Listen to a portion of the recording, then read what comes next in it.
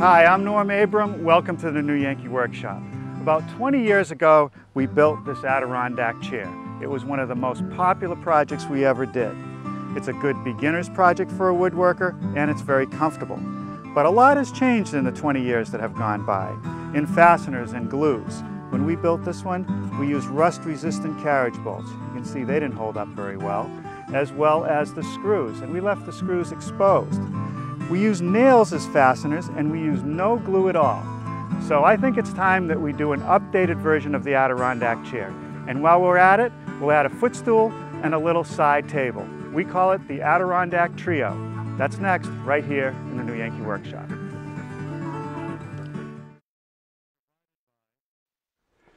Good morning, Sarah. Oh, hi, Norm.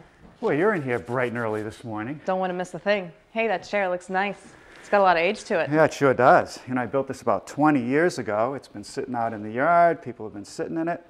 It's holding up pretty well. Yeah, well, you know, I could use a chair like this in my backyard. You wouldn't really want to part with this one, would you? Well, you know, people ask me that all the time. My projects are like my own children. I just can't give them away, even for you. Okay. But how about this? We could build one together. I'm no woodworker. Well, you know, people who built Adirondack chairs often are just amateurs, using the materials they had. And I think with a little instruction, I can guide you through it. Well, you know, I have to time the show. Well, don't worry about that. You'll figure that out. Well, it's your show. I could try, I guess. Well, let's get started. Now, an Adirondack chair is really a series of parts or shapes that are cut on the bandsaw. Now, if you had a chair, you could trace those shapes and reproduce them. Or you could go on the internet and look for a plan. There are plans in books. Or you could get one of our plans. And this is the plan for our original Adirondack chair. This is the arm.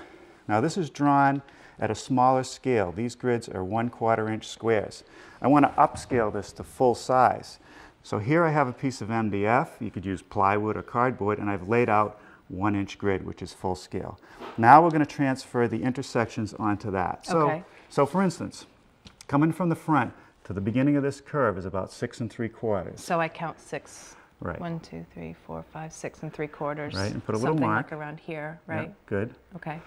Now this end is at about 19 inches, right on the grid line. This is 7, 8, 9, 10, 11, 12, 13, 14, 15, 16, 17, 18, 19. Right, so right on the, okay. Right on the grid line. Okay. So let's find the high point of the arc, which is between 12 and 13. 11, 12, and 13, Okay, right. so it's 1 full grid, which is 1 inch, and what do you think that is? Like a little less than half, Okay, right? so mark that. Okay. Now we could continue to put marks, or you can use one of these bendable forms. And what you want to do is try to bend that to connect those dots. I see. And when you get it in the right point, you just trace the line. Okay. It's a little bit tricky. Yeah. And then you just hold it and Right. trace it. Yeah, I hope you Okay, hold it. thank you. All right, and use the same techniques to trace all the other shapes. Okay. And then once you cut it out, you have a pattern to make your parts. Okay.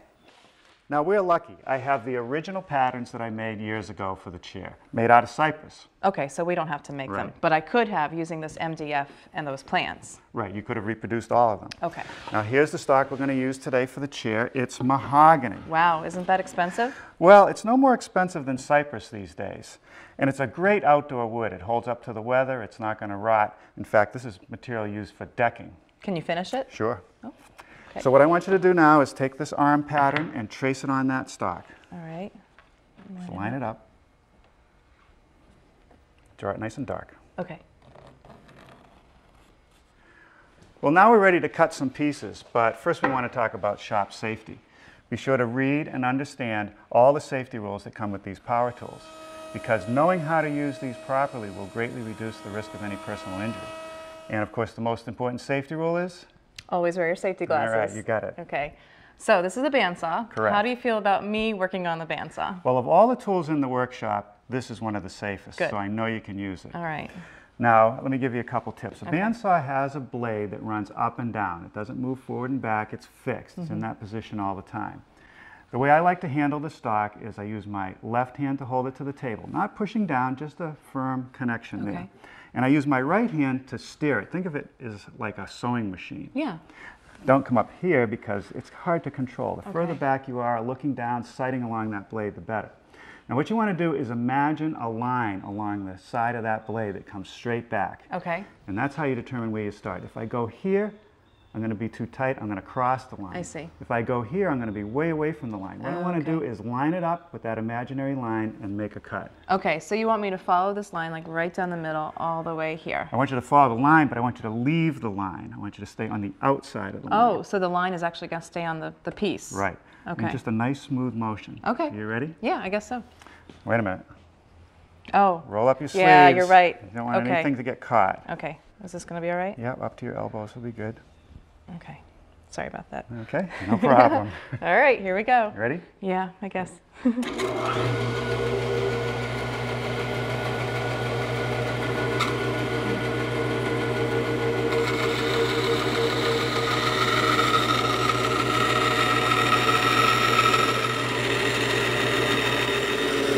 almost got to anticipate the curve, you know, just start to turn it a little bit sooner than you think you should.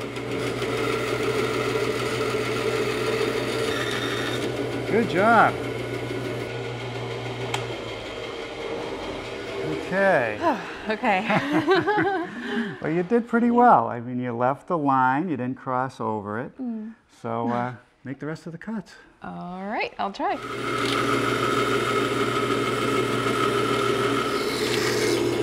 That's good. That We'll all right? see on that. Yep. Okay. You know, take your time. We got all day. Right. And the more you do, the more comfortable you'll be with it, and they'll be even better. Good. All right, Sarah, I'm going to introduce you to another tool, the chop saw, because this is the angled leg, and I want a nice, clean, smooth cut on the front, because we're going to screw another piece onto that. All right. The angle is 24 degrees, so the first thing I want you to do is set the saw to the left. Okay. So push down. And it's a little stiff, so you might have to just tap it with your hand to get it right on the 24 degrees. Okay. All right, now lock it by turning that. Okay. Okay, now that's not going to move. Okay. Now the stock, you keep it up against the fence and tight to the table. You're going to hold it with your right hand. And this is nice because it has these laser lines. The blade cuts between those dots. So I want to put the line between the dots? No, I want you to leave the line again. It's going to be on the outside of the line. So if you put the red dots right on the line, it'll be just right. So you're going to hold it with your right hand. Okay. Bring the saw down, start it, and then push it through with a nice smooth action. Let off the trigger, and when the blade stops turning, you can lift it out again. All right. All Okay, right? I think I can try it. Line it up. All right, line it up. Looks about right? That's good. Okay. Hold it firmly. Hold it with my right hand. It's going to kick a little, so hold on tight to the saw. Okay. Hold on to the saw. Yep. Okay. Start it up.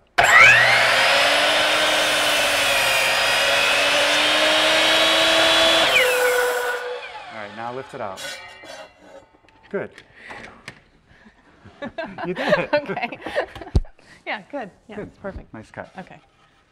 The next piece we want to work on is this upper cross piece, and it actually supports these back slats.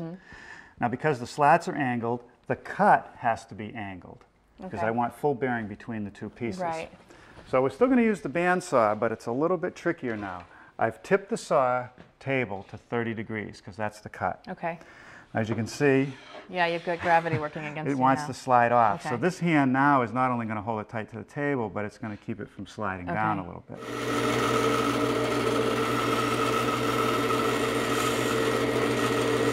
Right, now reach over. Okay.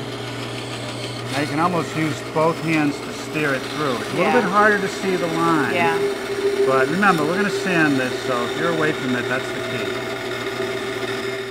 Now, Sarah, say hello to the spindle sander. Hello. What does that do? All right, well, it has all different sized drums. The drum is 90 degrees to the table, so anything you bring to it will stay at 90 degrees. It also oscillates up and down, which maximizes the use of the sandpaper itself. Now, it turns in a counterclockwise direction, so when you're using it, it's better, if possible, to go against that rotation. It helps remove the material more efficiently. Okay. And I kind of think of it like spray painting. When you spray paint, you want to be in motion before you start spraying. Here, you want to have the piece in motion before you make contact with the drum. It doesn't take a lot of pressure, and just nice, gentle movements. If you need a little extra, just slow down. Okay. All right, Right give to it the a try? line. Okay. Right to the line now. Or actually, take it off. Take the line off. Right. Okay. So just start and then just pull it through. by your pressure against it, it'll follow the contour. Now I've set the table on the spindle sander at 30 degrees to match the angle that we cut on this upper cross piece. Oh, right. But sanding it is a little tricky. Okay. If I come around the side too much, you see that it's hitting at the bottom and there's a gap at the top. So I'm going to take too much off the bottom. What I want to do is look down over the drum, right along the center line, and that's my contact point, and I want to stay approximately perpendicular to this curve. So I want to keep moving it around so that I take off just the right amount. So a little tricky, yeah, but I think you can do okay. it.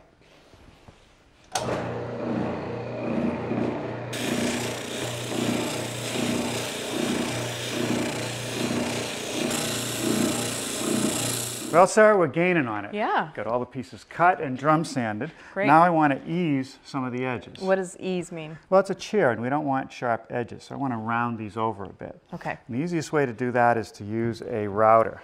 And here's one set up with a 1/4-inch radius bit.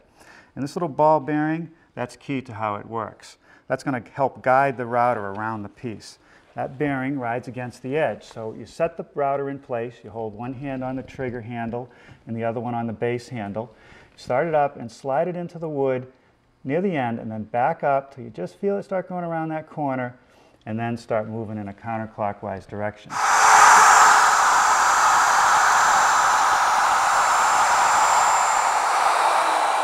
Very good. You're a good student. Thank you. You listened, you came around that corner, you got a perfect round over. Pretty Great. impressive for the first time. Well, I've seen you do it a million times. I also want to round over the top edge of the armrest with a 3/8-inch radius. And that would be easier to do once we're partially assembled. And speaking of assembly, we're ready to start putting it together. Great. So I have the angled legs set on the bench, and I want to start with this lower back cross piece. I have a pencil line for the back edge, and I want this side flush with the leg. So if I hold it right here, can you clamp it to the table? All right. Run that up. Pull it in. All right. That's pretty good. Now here's the drill we're going to use. It has a pilot bit and a little bit of a countersink. We want to make a countersink to conceal the screws. Okay. So I put some marks where I want the screws. Just set the tip of the drill right on it. Okay, right on that tip. Make sure you're square. Yep. And start to drill. All right, here we go. Now use your other hand.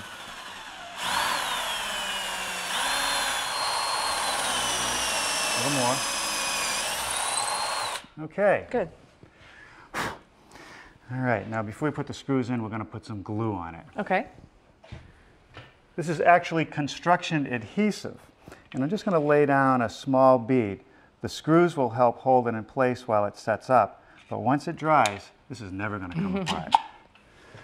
Now, we want to be careful not to get this on your hands. All right, for screws, I'm going to use these 1 5/8" exterior screws. Yeah. There you go.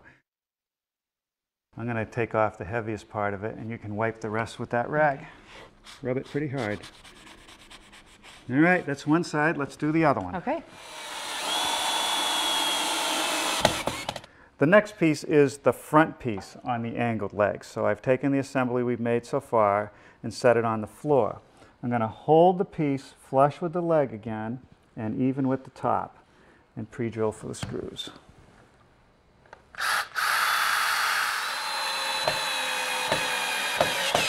Okay, good. A little more of this construction adhesive before we install the front leg. Now the front leg has an indicator mark here, and it wants to be even with the bottom of this front piece and flush. Now I'm going to clamp that in place so it doesn't move around while we drill the holes. All right, that's not going anywhere. Now the drill is set up with a 1/4-inch brad point bit, and I've got it marked out exactly where I want the bolts. Drill all the way through. There you go. Great. So we're not using screws this time, Norm? No, that joint takes more stress than any other joint in the chair. I'm going to use carriage bolts just like the original, but instead of rust-resistant carriage bolts, I'm going to use stainless steel. And they're not steel, they're stainless steel, so they can be outside. Right, and they're not going to rust, even though they say rust-resistant. On the old ones, they did rust. Okay, well, how much are they? Well, they're more expensive, that's for sure. Yeah. Okay, how much is enough, Norm? Now you want to pull it so the head of the bolt is just starting to crush the wood as it pulls that leg together. Okay. All right. All right, Sarah, the next piece we want to install is this bracket for each arm. It provides more support. I've centered it, glued it, and clamped it. So you want to drill a hole right there for a screw, but you can't wander off too far, we might blow through the side. Okay. So as straight as possible. Yeah.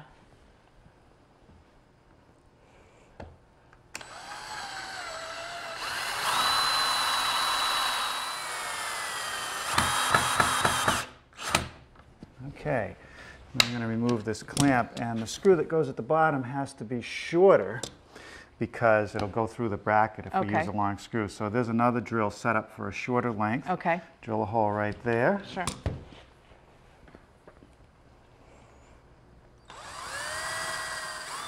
Well, now, Sarah, I've clamped one of the arms in place. It hangs over the front of the leg about 1 1/8". I had a mark underneath there. And I want it to hang in 3/4, so I'm just using a spacer block. It's a little easier than measuring. Yeah. Now that it's located, I want you to drill these 2 holes first. Okay.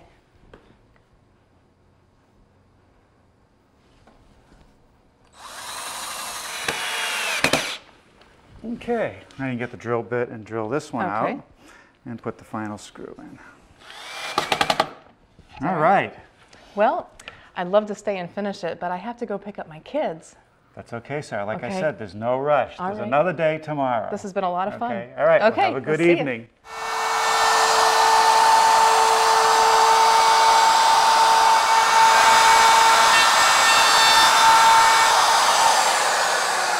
Good. It's a lot easier to do it when the arm is attached to the chair. Now the objective is to attach this rear cross piece to the arm. So you're going to drill a 1/4" hole. Now as you go through, when you think you're getting to the other end, back off the pressure on the drill. I don't want it to blow out. As in make splinters? That's right. Okay.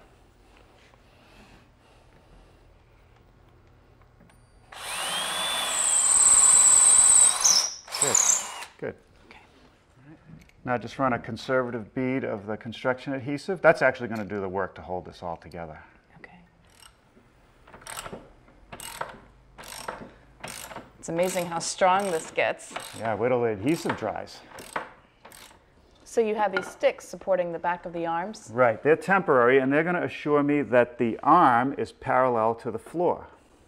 Otherwise it would be out of alignment. Yeah, it could be out of alignment or twisted. Right. Is it all lined up, Sarah? I think so. All right, right in the middle. I want you to drill a hole on the bottom and a counterbore. Okay.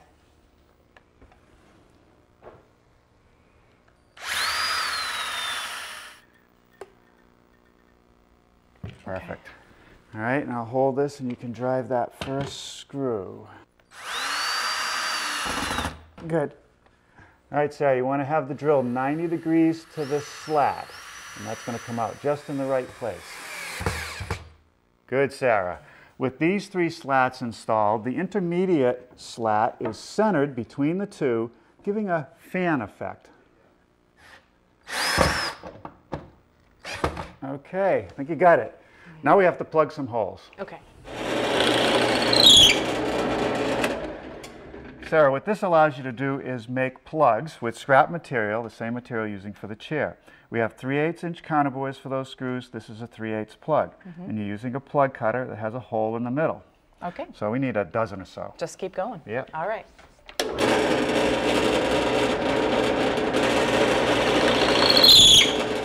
All right, Sarah, these plugs won't stay in place on their own, so we need a little bit of glue. What kind of glue is this? This is a carpenter's glue, but it's a waterproof version.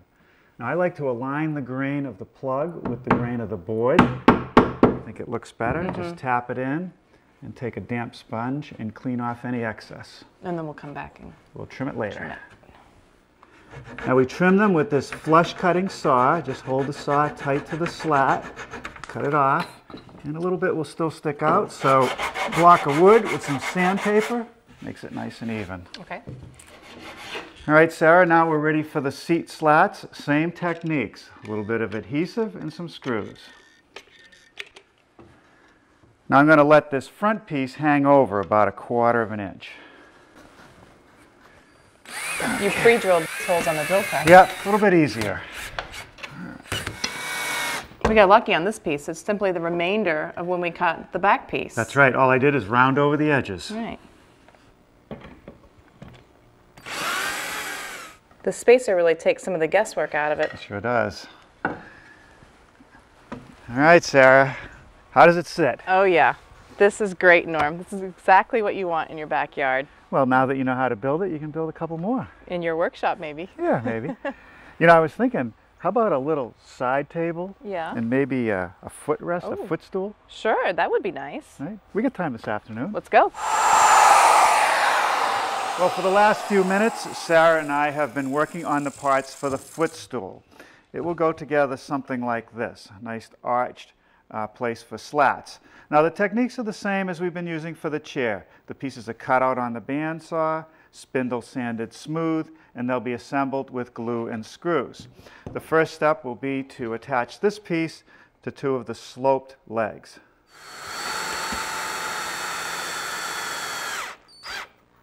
Okay, Sarah, this is the front leg, and I want you to put a bead of glue right there. All right. Well, with this much slope on it, Norm, it's going to be hard for my kids to jump up on it. Oh, believe me, they will find a way. All right, now we're going to drive a couple screws from the inside.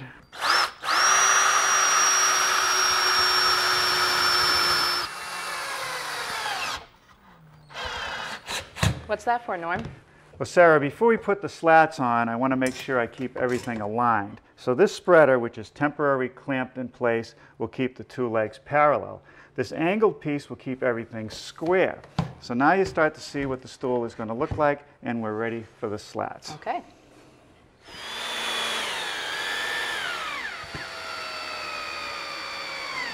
Hey, Sarah, that looks good. You did a great job. Oh, thank you. This is nice. So do you think you have enough energy to make a little table? Why don't you take the stool out to the chair and I'll make the table. Good idea, thanks. Call me when you're done. I'm just kidding. I'm just kidding. Really. Well, Sarah, here are the parts for the little table. 4 pieces to make up the frame, which will get screwed together. 4 thicker legs that will get attached to the frame. Okay. And then some more of these wide pieces for slats. Great. Okay, and that pulled it out of square Yeah. a little, so bring it back. Okay. Tight against that, and I'll drill the next hole. All right, Sarah, let's check the base for squareness. It's 27/16. All right, so that diagonal. And this is exactly 20 7/16. All right, that means it's square. Good. Now we're ready for the top slats. Okay. You didn't put any glue down. No, I'm attaching them. Then I'm going to lay out an arch on each end, remove them, make the cuts, and then put them back on. And did you make up this design yourself, or did you find it somewhere else? No, this is all Norm all the time. All right.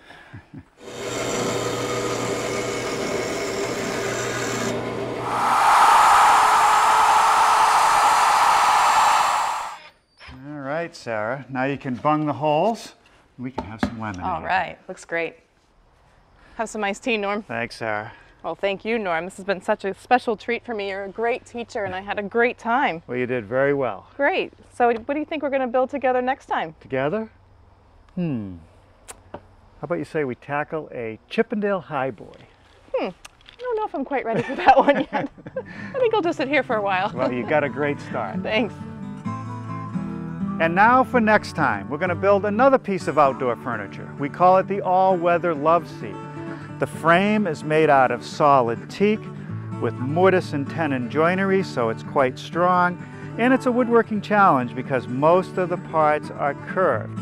It then has these upholstered cushions which will stand up to sunlight and rain and anything you can throw at them. So join us next time as we build the all-weather Love Seat right here in the new Yankee Workshop.